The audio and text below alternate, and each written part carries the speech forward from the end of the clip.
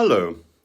More today about about Prince Andrew and about his shame. In fact, there's a story in the Times today about about regiments of whom he is Colonel in Chief, who are embarrassed about toasting him, as is the custom at the military dinners. So in 2019 he became in 2017 he became the Colonel in Chief of the Royal Irish Regiment, and in 2019 they specifically asked him to resign or to step aside, and there was an article precisely about that, which makes very interesting reading. In 2017, when his father, Prince Philip, stepped aside from a lot of public duties, he became colonel of the regiment of the Grenadier Guards, they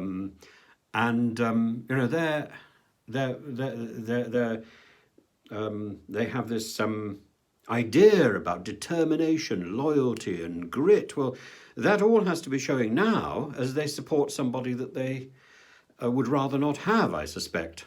I think he's got 9 of these honorary military leaderships: the Deputy Colonel in Chief of the Royal Lancers, the Commodore in Chief of the Fleet of the Air, the Admiral of the Sea Cadets, the Air Commodore of the RAF, and it goes on. Now, charities were able to move once all the crisis occurred. Once the scandal emerged, they were able to move quite quickly and to remove him as their patron.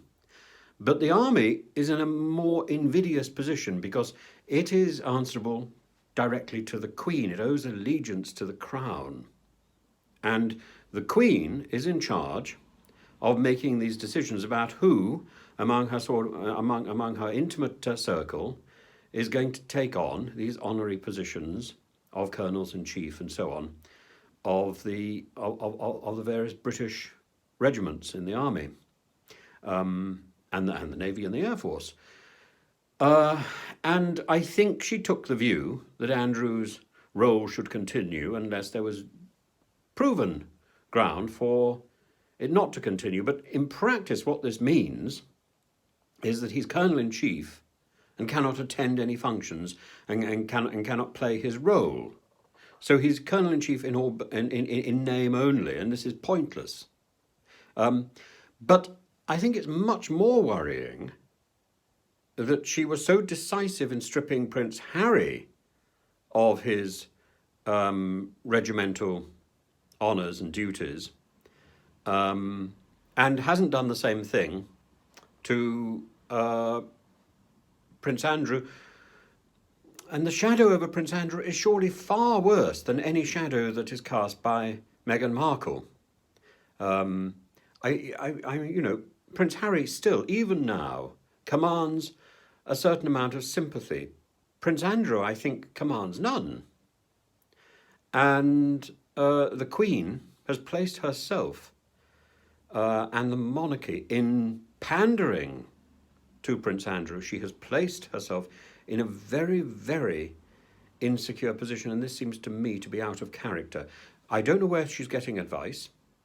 I don't know why she acted so harshly to her grandson and acts with such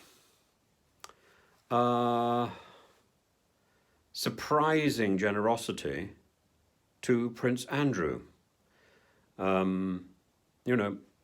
It's going to be very difficult for Andrew to claw his way back, even if he emerges from this threatened court case. Even if he emerges from that, it's going to be very difficult for him to return to public life and therefore to take up his role as chief of these regiments. This causes embarrassment to the regiments. It causes embarrassment to wider members of the royal family, and I think it severely impacts on Her Majesty the Queen. And I find this very, very disturbing. I hope she acts fast and I hope she lances this boil, but it's been there for a little while and it needs to go. And it would not be so extreme as a problem had it not been for the ferocity of action with respect to Prince Harry.